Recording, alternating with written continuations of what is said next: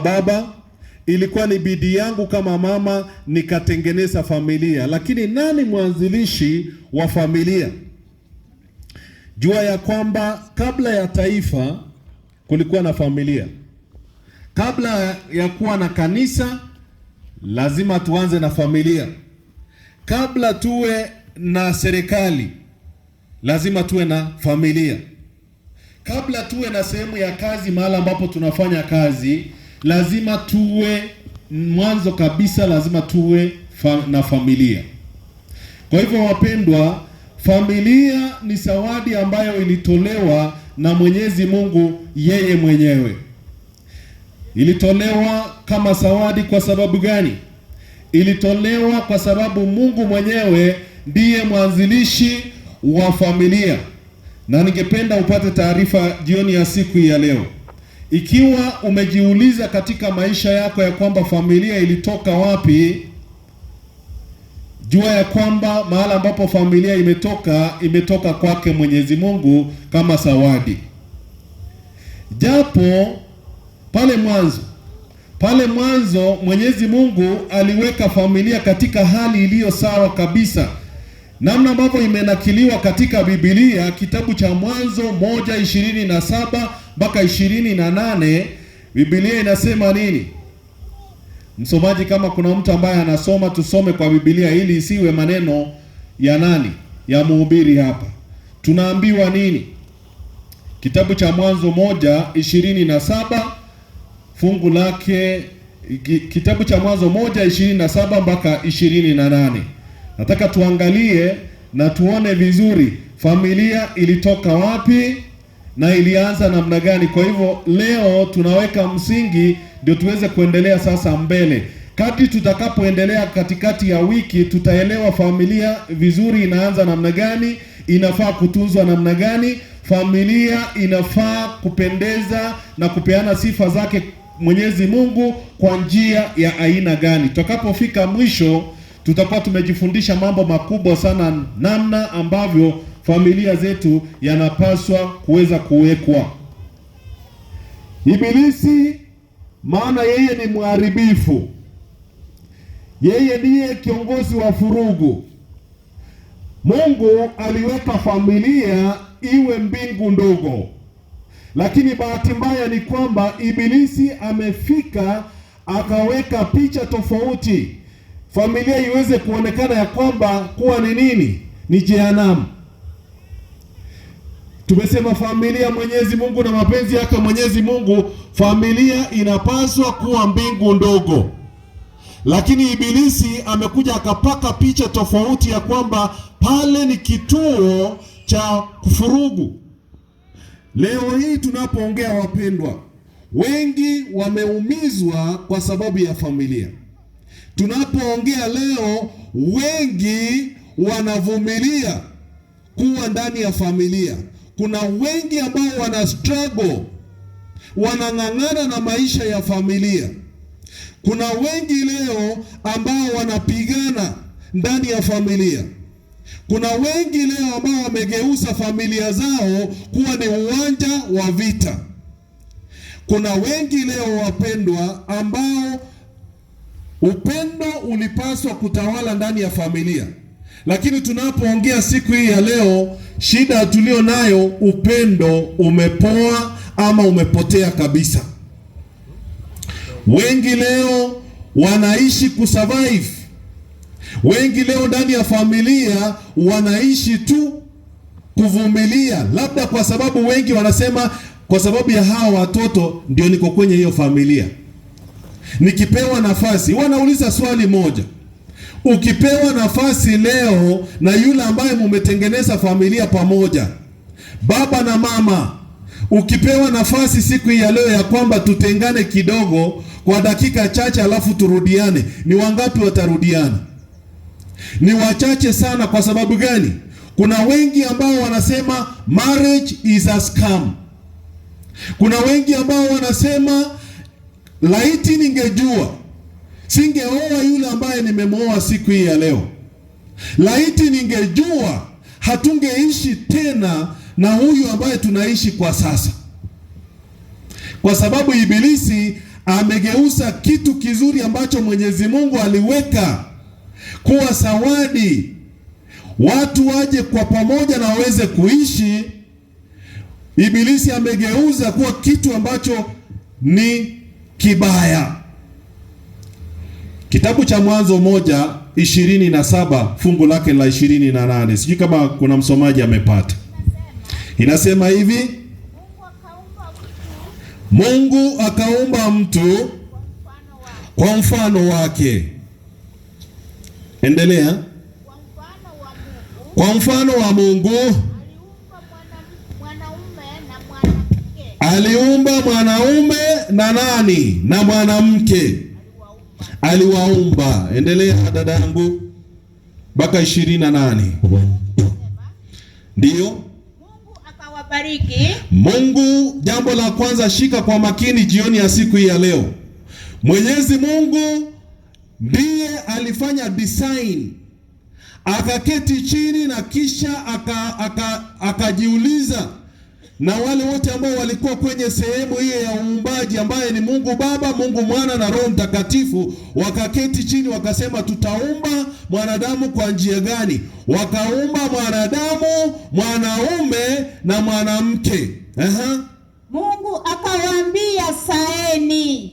Mungu akasema, saeni, mkaongezeke, mkajijaze nchi na kuitiza, mkaijaze nchi na kuitisha, mkatawale samaki wa baharini, na kisha mtawale samaki wa baharini, ndege wa angani, na kila kiumbe kenye uhai, na viumbe vyote vyenye uhai kiendacho juu ya nchi, na vyote ambavyo viko kwenye ulimwengu. Asante msomaji. Sasa hatuna shaka ya kwamba Mungu aliumba nani? Hatuna wasiwasi, na tumethibitisha ndani ya Biblia ya kwamba Mungu aliumba mume na mke. Hatuna wasiwasi. Tunathibitisha tena ya kwamba aliumba mume na mke. Kwa hivyo wakati mwingine tunapojaribu kuangalia wengine wako bora kuliko wengine, kuna kitu ambacho Biblia inatukumbusha ya kwamba wote wa kike wa kiume waliumbwa kwa sura na mfano wa nani? Wake Mwenyezi Mungu. Ibilisi amekuja na mfano tofauti, akaona ya kwamba ni vizuri mume na mume wawe kitu kimoja. Leo hii kuna ndoa ya jinsia ngapi? Jinsia moja. Hayo si mapenzi yake Mwenyezi Mungu. Tumethibitisha ndani ya Biblia ya kwamba Mungu ameumba mume na mke. Kuna mahali ambapo tumesikia mume na mume? La hasha.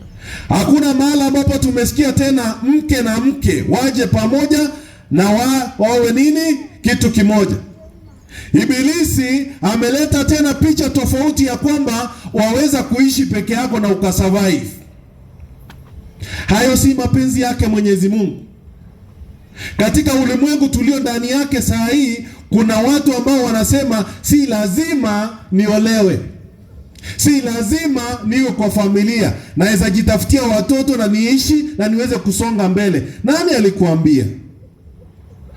Biblia inatuthibitishia ya kwamba Mungu aliumba mume na mke na akawaweka kuwa kitu kimoja, na akawafanya nini wapendwa?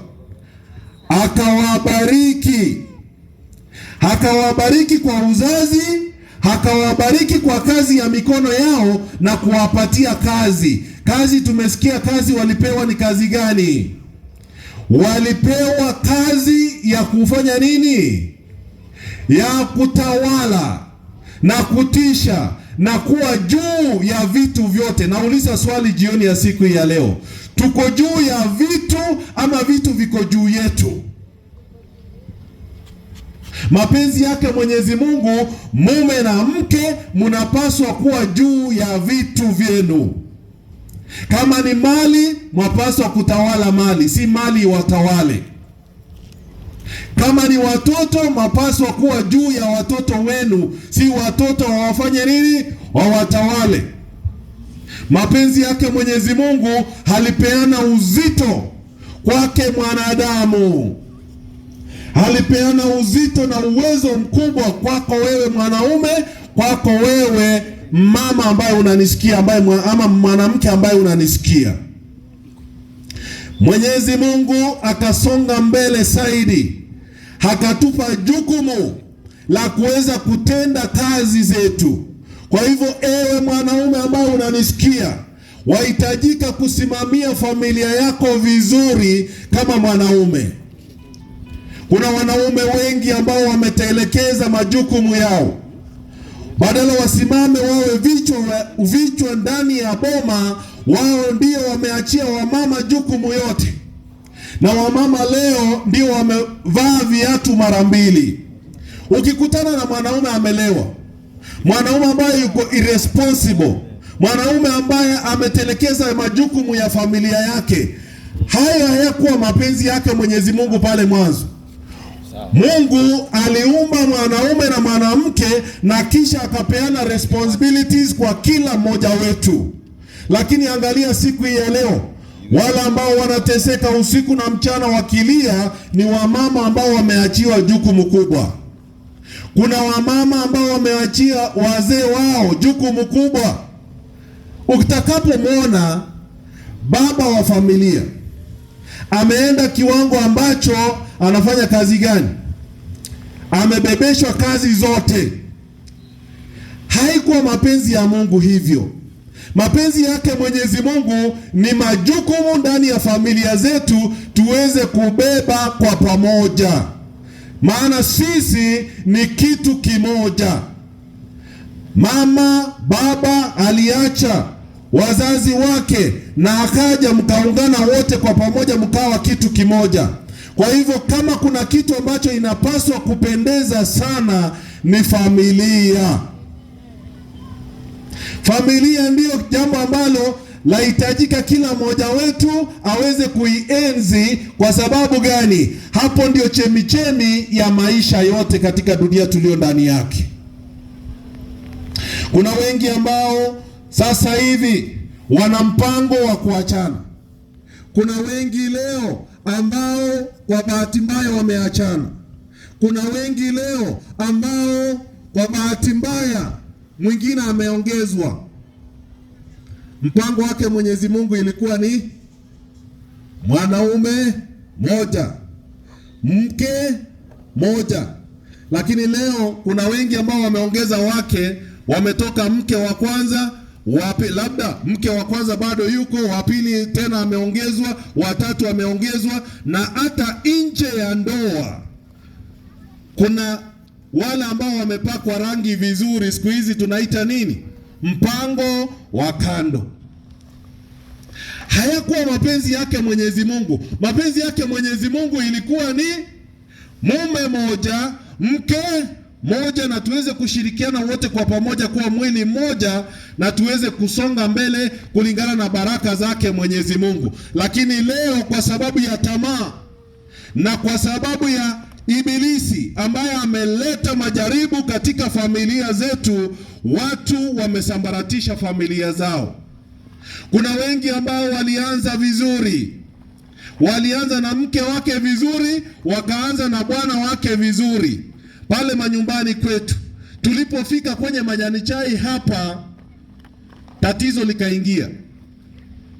Polepole tukaanza urafiki kando.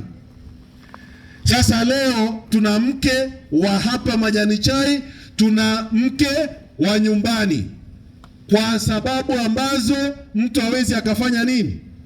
Hawezi kuziepuka, lakini kuna uwezo wa kuepuka vitu kama hivyo, kwa sababu Roho wake Mwenyezi Mungu hajafanyika mwenyekiti katika familia hiyo. Watu wameweza kuangalia familia kuwa sehemu ambayo haifai. Hamjambo wazee, hamjambo wa mama. Je, una hamu ya kuharakisha kwenda nyumbani, ama unapita umuhumu kwanza ufike kama wengine wamelala? Je, mama, una amani baba unaposikia sauti ya baba hapo nje anapoingia nyumbani, unajihisi vizuri ama unasema sumbua amefika? Unajihisi namna gani? Nauliza swali lingine. Kipaza sauti sijui kama inaondoka ama namna gani. Mnafanya sauti zetu zina. Nauliza swali lingine. Baba, je, watoto mpaka yule mdogo wanakukimbilia unapofika ama wanarudi kuingia chini ya kitanda? Ni maswali magumu lakini tujibu. Sijui kama mtambo iko sawa. Tuweke mitambo ikae.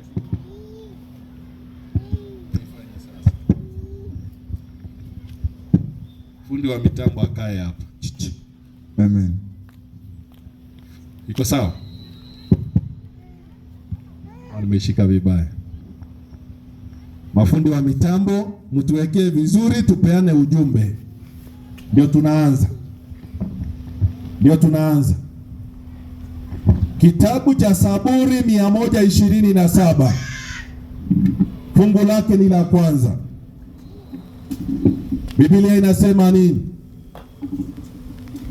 Tunaposomewa hapo, niliuliza swali ya kwamba, je, mwenzako anapofika nyumbani unajihisi vizuri ama unajihisi vibaya? Baba anapoingia nyumbani unajihisi vizuri kama mama ama unajihisi vibaya? Baba unaporejea nyumbani saa hii jioni, tunaelekea kwenda manyumbani sasa hivi, wewe ni yule wa kubaki kwa senta kidogo, uangalie TV kidogo ndio ufike kama watu wa kwako wamelala, ama unatangulia kwa sababu kuna raha nyumbani? Kuna wengi ambao wamechukulia mafamilia zao kuwa nini? Kuwa kituo cha kuvumilia. Angalia jirani yako kama anavumilia kwa familia ama anafurahia. Tusifanye si mapenzi yake Mwenyezi Mungu tuweze kufanya familia zetu kuwa kituo ambacho tunavumilia. Twapaswa kufurahia tunapokuwa kwenye familia zetu. Biblia inatuambia nini? Kitabu cha Zaburi 127 fungu lake ni la kwanza. Msomaji utakuja hapa na mwavuli iweze kuletwa. Msiogope. Mwenyezi Mungu yu pamoja nasi, na hiyo ni ishara ya baraka ya kwamba tumekubalika hapa.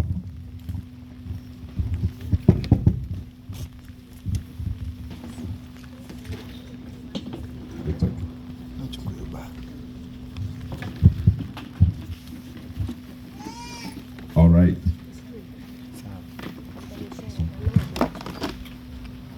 All right. Tutaendelea. Msomaji soma. Inasema, Biblia inasema hivi, Bwana asipoijenga nyumba, Bwana asipojenga nyumba, waijengao wafanya kazi bure. Wanaojenga wanafanya kazi bure. Bwana Taratibu. Tumekubaliana wote ya kwamba mwanzilishi wa familia si mwingine bali ni Mwenyezi Mungu. Na Mwenyezi Mungu ndiye aliumba mume na mke na akawapa jukumu ya kuweza kuishi katika familia. Sasa tumepewa, baada ya uumbaji huo, ndani ya shamba la Edeni kila kitu ilikuwa sawa. Watu walifurahia, Adamu alifurahia kuwa na mke wake, mke wake alifurahia kuwa na Adamu, mpaka wakati ambapo dhambi ilipoingia na wote wanadamu tukaharibikiwa, familia zetu zikasambaratishwa na Ibilisi. Lakini kuna habari njema hapa ya kwamba baada ya Yesu Kristo kurejea, baada ya Yesu Kristo kuja, aliweza kurejesha familia zetu ziwe sawa. Na ndio maana siku hii ya leo tunaambiwa nini wapendwa? Ya kwamba Bwana asipojenga nyumba. Kwa hivyo kuna siri, kwa sababu ya mwili huu wa dhambi, kwa sababu ya udhaifu ya kibinadamu, tunaona ya kwamba kuna tatizo ndani ya familia zetu siku hii ya leo. Kwa sababu gani? Nyingi ya familia zetu hatujampa Mwenyezi Mungu hao mwenyekiti katika familia hizo. Ndio maana Biblia inatukumbusha kitabu cha Zaburi 127 fungu lake la kwanza. Biblia inatuambia nini? Bwana asipojenga nyumba, wajengao wanafanya kazi gani? Wanafanya kazi bure. Familia hujengwa, familia haulindwi, familia unajengwa. Soma sasa, msomaji, tusikie. Bwana asipoilinda mji, yeye aulindaye atesa bure. 2 inasema kazi yenu ni bure, mnaoamka mapema na kugawia kwenda kulala na kula chakula cha dhahabu. Yeye umpa mpenzi wake uzingizi. Asante. Inamaanisha nini tunapoambiwa Bwana asipojenga nyumba? Nyumba zetu tuna uwezo wa kujenga kama tunavyojua. Tunaweza chukua simiti, tunaweza chukua mawe, tunaweza chukua vitu hivi vingine tukajenga.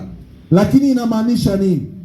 Inamaanisha kwamba baba anapaswa kuwa amempokea Yesu Kristo kuwa Bwana Mwokozi wa maisha yake, ndio familia iweze kuendelea vizuri. Baba atakapookoka, familia itasimama.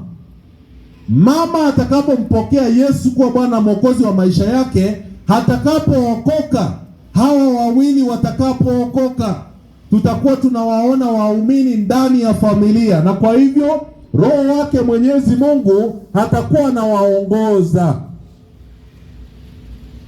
Roho wake Mwenyezi Mungu atakuwa anawaongoza. Kwa hivyo tutakuwa tunaona tunda la Roho. Kama ni upendo, itakuwa zaidi. Kama ni huruma, itaonekana vizuri. Kama ni utu wema, itaonekana vizuri ndani ya hizo familia. Kwa hivyo tutakapoona familia ambazo zimesambaratika, familia ambazo zina ugomvi kila wakati, usitafute suluhisho. Fikiria tu haraka na uangalie kama baba ameokoka. Angalia kama mama ameokoka. Mungu asipokuwa katikati ya familia, familia hiyo itapasuka. Siku hizi kuna dhana nyingi sana. Wengi wanatoa visababu ya kuachana kwa familia siku hizi. Kuna wengi, nimesema ya kwamba kuna wale ambao wanatarajia kuachana. Kuna wale ambao wako karibu kuachana. Kuna wale ambao wameachana tayari. Kuna wale ambao waliachana. Ukijaribu sana kutatua shida ambayo wanapitia katika hizo familia, utagundua ya kwamba ndani ya hizi familia, huyu mama hakuwa ameokoka, huyu baba hakuwa ameokoka. Kwa nini? Tukimpokea Yesu Kristo, anatunyenyekesha, anabadilisha hizi mioyo ambayo tunayo, anabadilisha hizi miili tulio nayo, na tutakuwa tunapeana sifa na utukufu kwa mwanadamu, bali tutakuwa tunapeana sifa na utukufu kwake Mwenyezi Mungu, kwa sababu Mungu anaishi ndani yetu. Ndio maana tukaimba tukisema Mungu Baba, Mungu akiwa ndani ya baba, nyumba salama. Mungu ndani ya mama, nyumba salama. Tuendelee kuimba huo wimbo. Mungu ndani ya watoto, nyumba salama. Bwana asipojenga nyumba, wajengao wanafanya kazi bure. Watoto wetu tusiposimama kama wazazi ili tuweze kuwa mfano njema, watoto tutakuwa tunawalea Al-Shabaab, tutakuwa tunawalea watoto ambao ni materrorist. Kesho tunasikia ya kwamba kuna tatizo ndani ya familia. Kwa sababu gani? Wewe kama mzazi umekuwa mfano aina gani kwa watoto wako? Ndio maana tunaambiwa ya kwamba tunapomkaribisha Mungu awe pamoja nasi ndani ya familia zetu, tunapomkaribisha Mungu awe mwenyekiti ndani ya familia zetu, tunazidi kunawiri. Jiulize jioni ya siku hii ya leo, mbona tumekwama ndani ya familia? Mbona tumeishiwa ndani ya familia? Mbona tuna hilo tatizo ambalo tulio nayo ndani ya familia? Mbona tatizo lipo? Mbona tuna tatizo ndani ya familia zetu? Kwa nini? Ni kwa sababu tunaendesha familia zetu kwa kutumia akili zetu. Tunaendesha familia zetu kwa nguvu zetu za kibinadamu. Hatutaweza. Ni mpaka tumkaribishe Mungu aje ndani ya familia zetu, na kwa kumkaribisha Mungu aje ndani ya familia zetu ni kwa kumpokea Yesu awe Bwana na Mwokozi wa maisha yetu. Kwa hivyo Baba, sikia jioni ya siku hii ya leo, ukitaka kunawiri katika familia yako, mrejee Yesu. Mama, ukitaka kunawiri na kuendelea mbele vizuri bila kelele, mama, jiweke mikononi mwake Yesu akuokoe. Hautaweza kwa akili zako wewe mwenyewe, hautaweza kwa nguvu zako wewe mwenyewe. Kitabu cha Waefeso, kitabu cha Waefeso 5 fungu lake la 33, 5:22 mpaka 33. Samahani, Ephesians 5:22. Nasema, Biblia inasema nini msomaji? Enyi wake watii waume wenu. Enyi wake watii waume wenu. Kama hukumu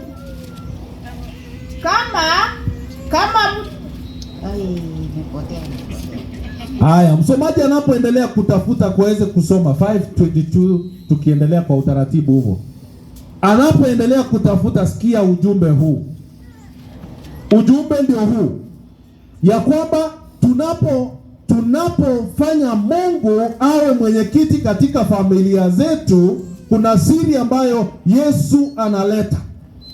Ndani ya Yesu yamefichwa vitu vya dhamana. Unaposoma kitabu cha Wakolosai 2:3, tunaambiwa ya kwamba kuna vitu ambavyo vimefichwa ndani ya Yesu ambazo ni hekima na maarifa. Kwa hivyo Bwana anapojenga nyumba, unapompokea Yesu Kristo, kuna kitu ambacho Yesu analeta ndani ya familia, anawajaza kwa hekima na maarifa. Kwa hivyo baba, utakapokuwa unaendesha familia yako, utakuwa unaendesha kama mtu aliye na hekima, si mbumbavu.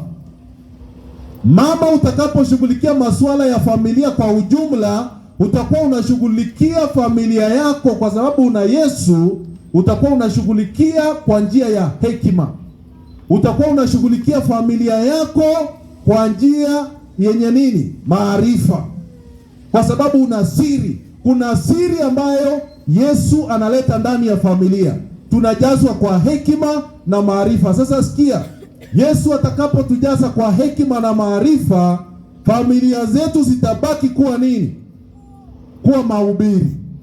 Itaonekana kuwa ni picha, tutakuwa, we will be a living sermon. Na ndio maana tunaambiwa nini? Soma sasa msomaji.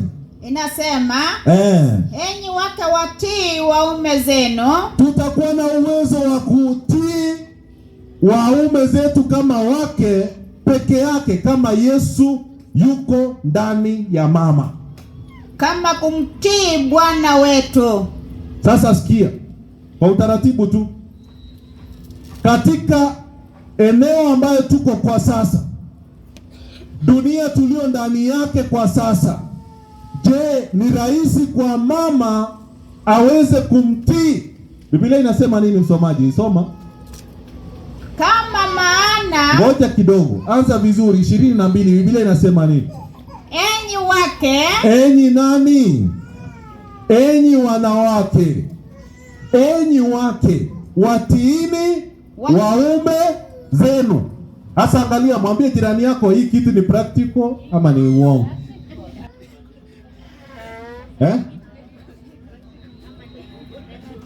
Utakuta mwingine anasema ati umesema nini?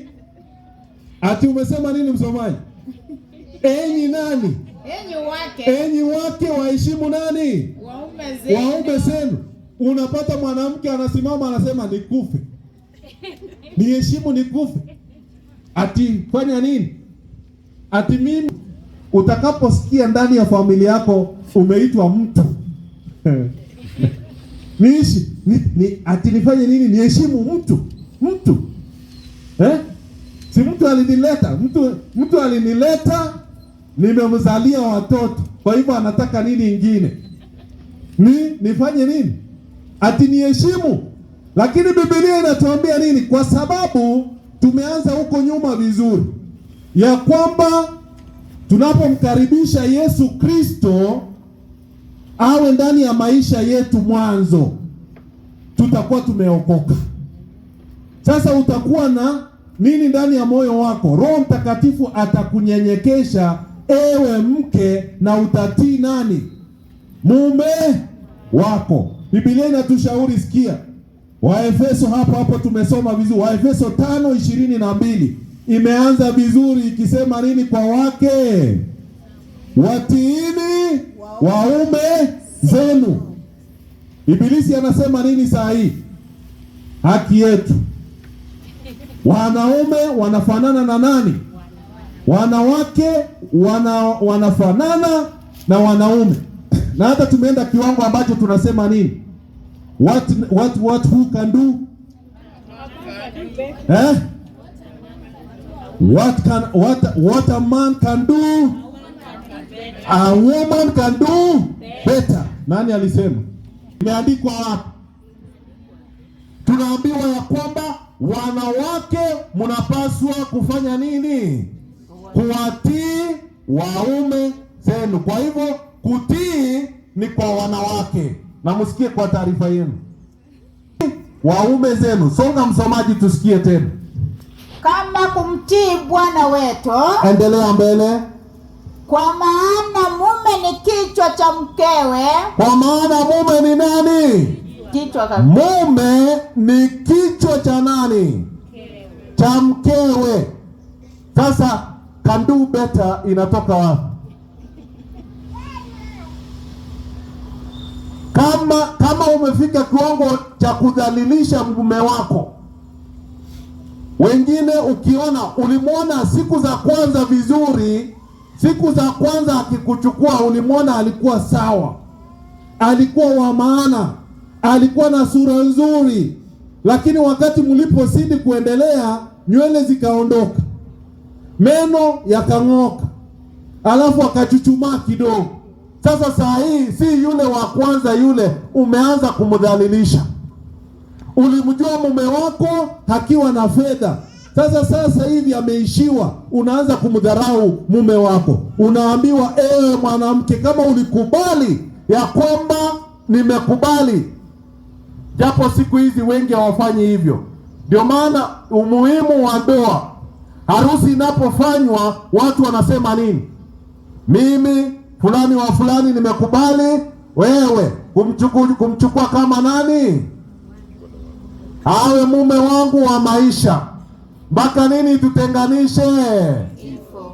Lakini siku hizi kifo inatutenganisha ama ni pesa? Pesa. Kama jamaa ana kitu, sorry, nina move on. Unasikia nimefanya nini? Nina move on. Kwa sababu jamaa amefanya nini? Ameishiwa.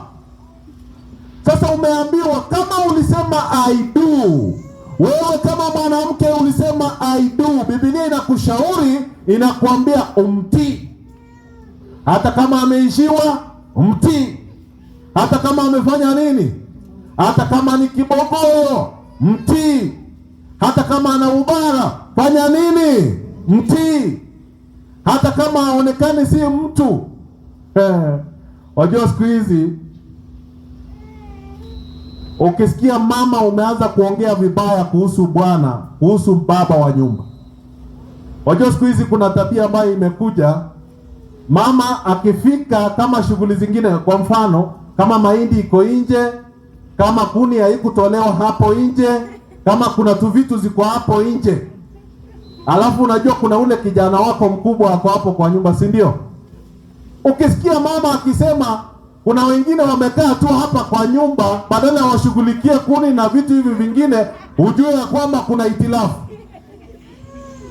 Ukisikia tu manunguniko hapo nje, kumbe wa kuambiwa si mwingine. Chunguza kwa makini na uangalie signs.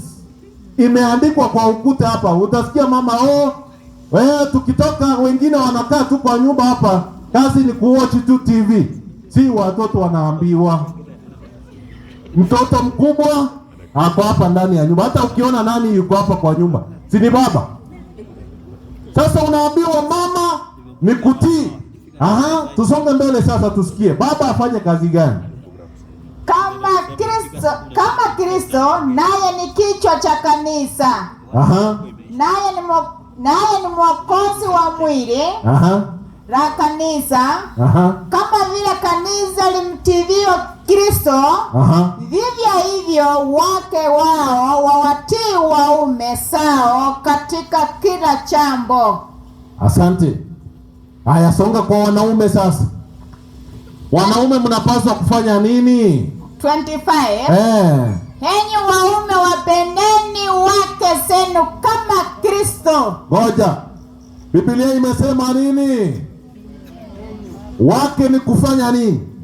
Kutii. Wake ni kutii. Wanaume ni kufanya kazi gani?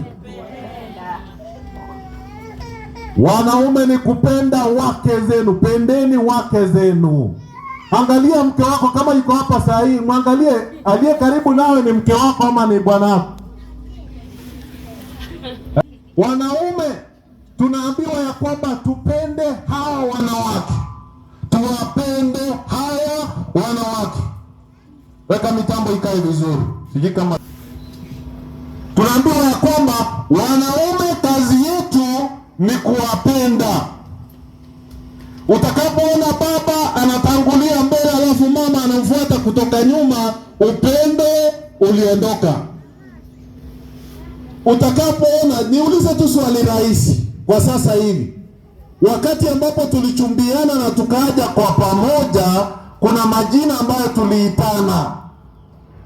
Tuliitana majina mazuri sana. Sana sana ikitoka kwa baba, mama anajisikia vizuri. Niulize, majina haya yote bado inatumika ama ilipotelea mbali? Kwa mfano, baba, umesave mama kuwa nini kwa simu yako? Kwa simu yako umesave baba kuwa nini? Halo? Naongea na wanaume. Umesave mke wako kwa simu yako kama nani? Wengine munipe majina. Mama? Alafu unafuata na jina ya mtoto. Mama nani? Mama fulani. Wakati mama alikuwa msichana, ulimsave kama nani? Sweetheart. Ikasaviwa wengine kuwa nini? Sasa leo imegeuzwa imekuwa wife. Alafu nini ingine? Mama fulani. Hata wengine wanajua tu ile namba ya mwisho ya bibi yake, wakiona tu namba hiyo wanasema ndio yusumbua. Amepiga. Nataka kujua baba kama bado ana upendo kwa mama. Angalia simu ambazo zinaingia. Angalia vizuri.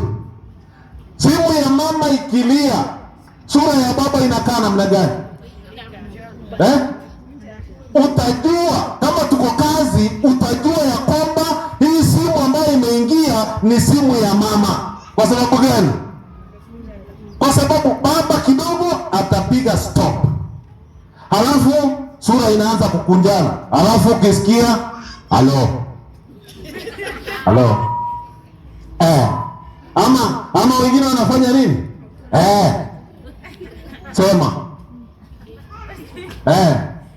sasa huyo ni nani anapiga? Huyo ni mama wa watoto ambaye Biblia inatuambia tufanye nini wapendwa? Tumpende. Anaambiwa sema na nimekuambiaga. Yaani vile mama anapelekwa si vile yule mwingine wa kazi. Sehemu za kazi pale baba anaweza kuwa mzuri sana, lakini akirudi nyumbani anakaa namna gani? Sura ya kazi. Kuna wakati mwingine tunapoingia nyumbani unaona baba alikuwa anajua kucheka sana sehemu ya kazi, lakini akifika hapa nyumbani ni kama kuna switch inafinywa ta. Sasa kazi yake ni kucommand, anakuwa dictator. Lakini akiwa sehemu ya kazi anasifiwa, anaambiwa kama ni baba nani au huyo tuko pamoja na yeye kabisa. Wacha mwenzake mwanamke ambaye anafanya kazi pamoja naye sehemu ya kazi apige simu. Yes, hello. Yaani yake inachukuliwa namna gani? Mara nyingi unaona kama mfano, hoja nitumie jina Karo. Karo. Yaani utajua hii simu si ya bibi yake. Hii ni ya nani? Ni ya mwingine. Sasa nauliza swali. Kama Mwenyezi Mungu ametuweka tuweze kuishi na huyo mpaka siku za kuenda kwa huu ulimwengu, mpaka siku za kwenda endanga, japo si Kiswahili sio. Sasa sikia, kama Mwenyezi Mungu alituweka sisi wawili tuweze kuishi vizuri ndani ya hii familia, mbona tunageuza wengine wanakuwa maadui? Katika jamii ambayo ninatoka, japo siku hizi tumeokoka, mwanamke alikuwa anaitwa adui. Usimuonyesha adui kila kitu. Baba, kama unampenda mke wako, je, swali nauliza leo, waweza kumuonyesha mke wako kila kitu ama kuna vitu vingine ya wanaume? Kwa mfano, kama ni payslip, kama ni mishahara zako, je, una uwezo wa kumuonyesha mke wako kila kitu ama kuna zingine zimefichwa? Wacha niwaambie wapendwa, katika nchi yetu ya Kenya siku hii ya leo, mpaka serikali imetengeneza kitu ambacho kinaitwa Unclaimed Asset Authority. Kwa sababu gani? Kuna waume ambao walikaa ngumu, wakakufa na vitu vingi sana. Walikufa wakiwa na pesa kwa account, walikufa wakiwa na mashamba ambazo hazijulikani pale kwao. Sasa walipoaga, hivyo vitu vyote is unclaimed. Hakuna mtu anaitisha. Serikali inachukua, inasaidia kwingine. Sasa nauliza swali. Baba unayeambiwa penda mke wako, mbona unaficha vitu vingine?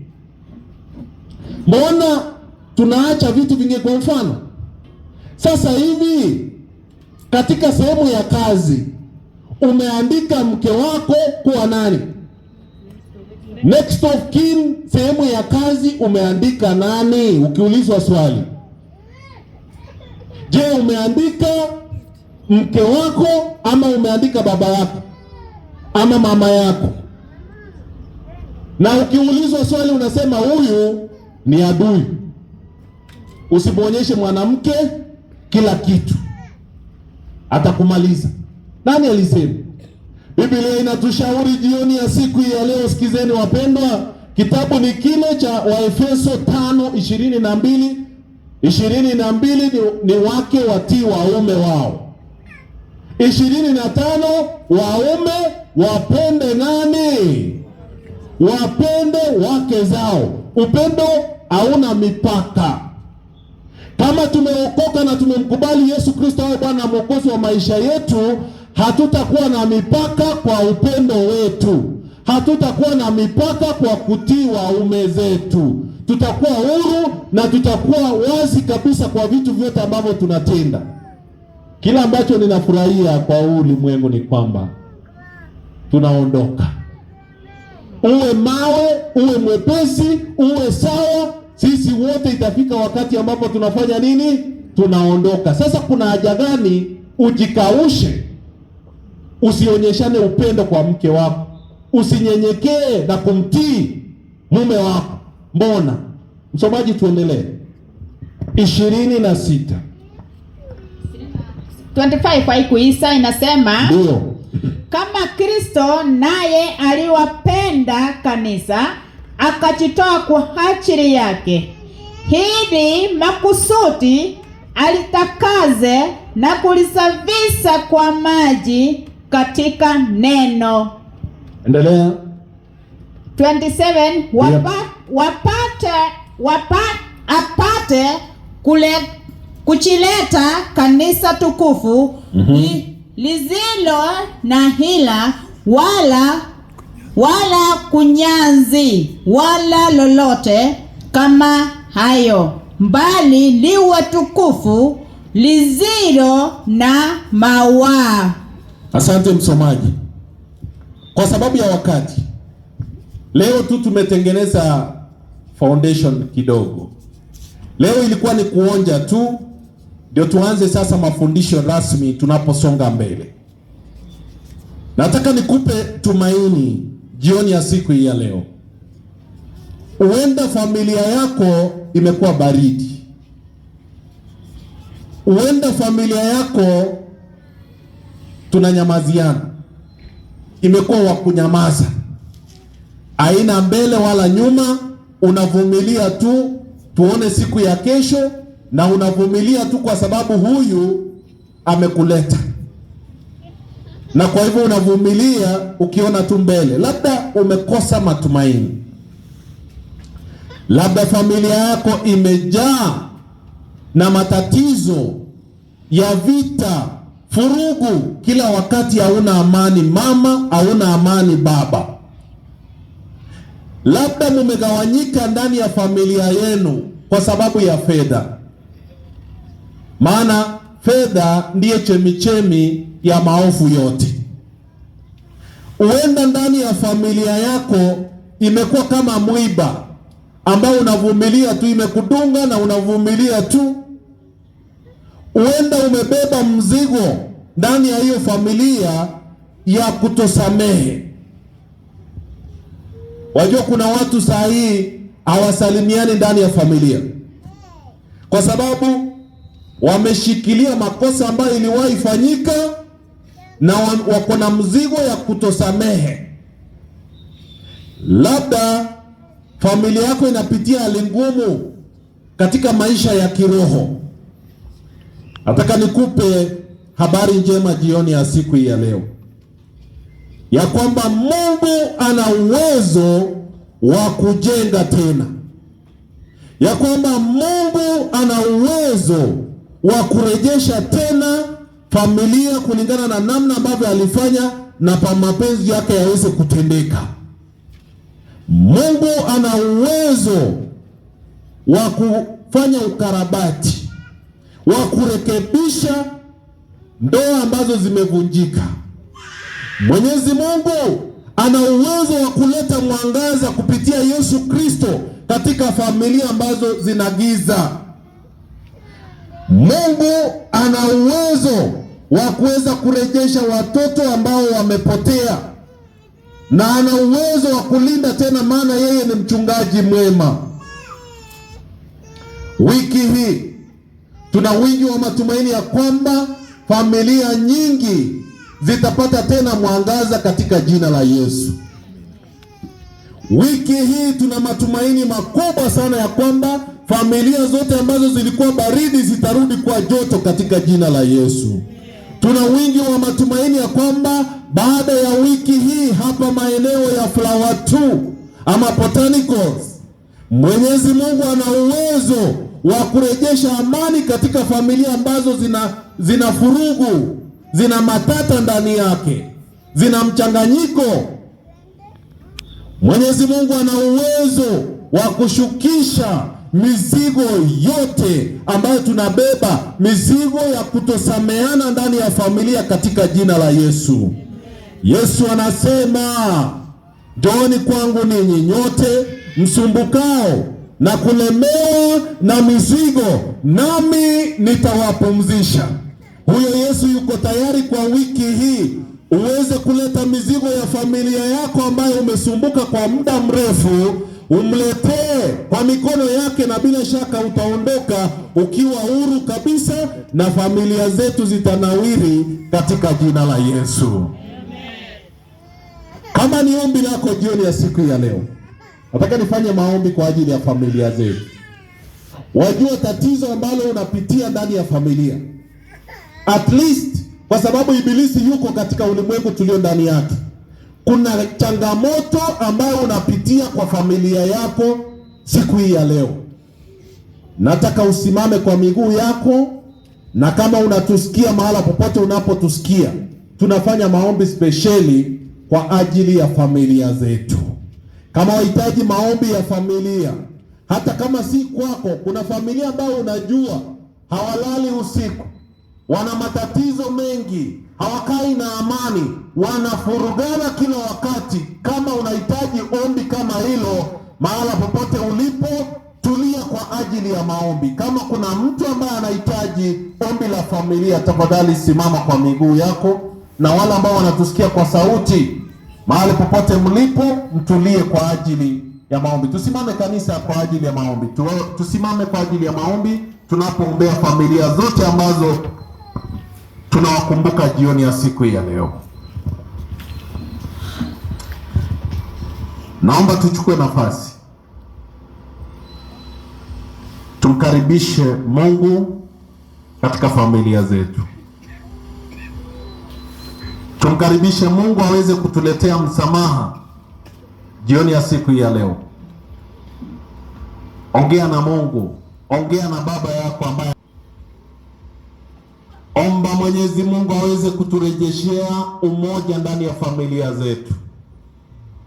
Omba Mwenyezi Mungu, badala ya tuweze kubishana ndani ya familia zetu, Mungu aweze kurejesha tena kuaminiana ndani ya familia zetu. Omba Mwenyezi Mungu atusaidie, atuweze kuturejeshea upendo ambayo labda imepoa.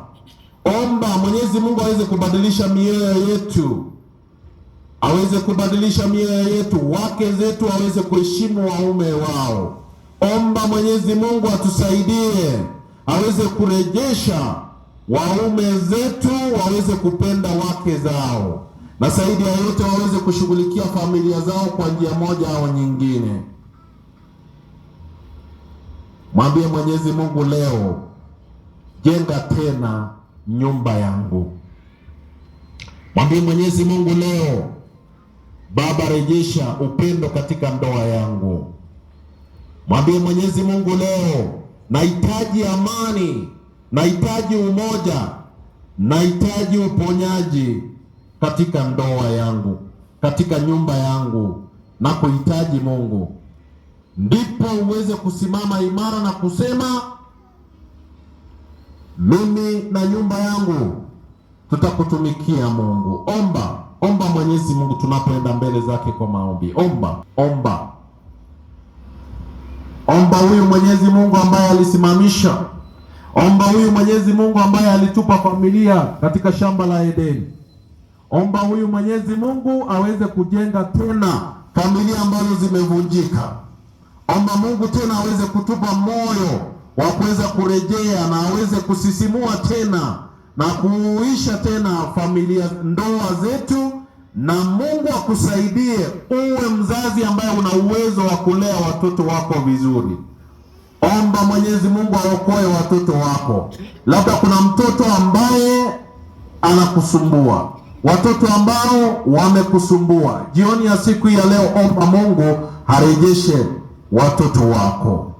Jiachilie kikamilifu jioni ya siku hii ya leo kwake Mwenyezi Mungu, na yule Mungu wa amani hataweza kurejesha amani katika familia zetu.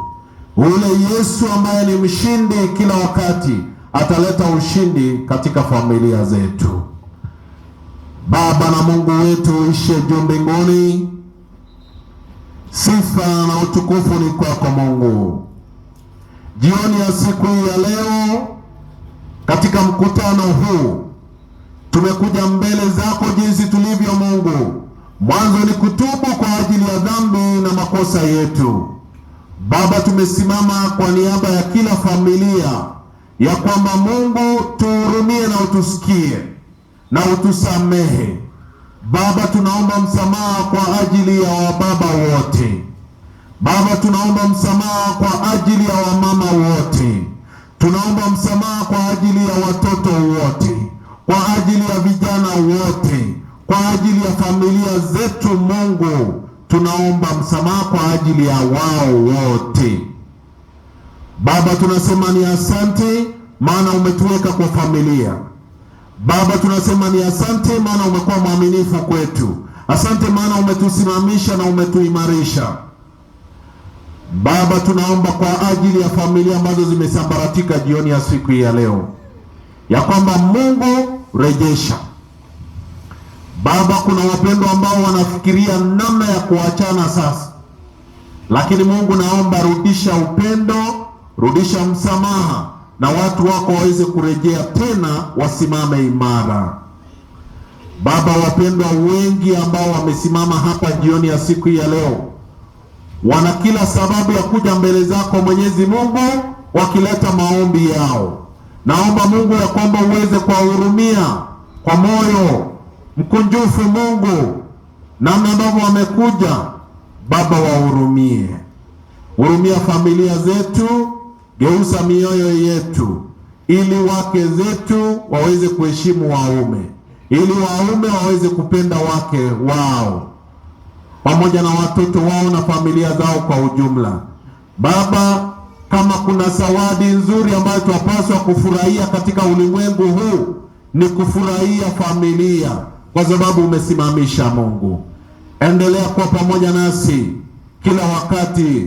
Kuna wapendwa wetu ambao ndani ya familia hizi tunaoishi ndani yake tumesumbuka kwa sababu ya magonjwa. Baba, tumesumbuka kwa sababu ya fedha. Baba, tumesumbuka kwa sababu ya upungufu ya masomo. Tumesumbuka kwa sababu ya matatizo mbalimbali. Baba, tuhurumie jioni ya siku ya leo na utusikie. Ujumbe ambao umeshuka sasa, tunaomba ya kwamba iweze kuingia kwenye masikio ya watu wako, na zaidi ya yote iweze kushuka kwenye mioyo na iweze kufanya mabadiliko katika familia zetu. Endelea kuwa pamoja nasi Mungu, leo na hata milele. Ni katika jina la Yesu tumeomba na kuamini. Mungu awabariki.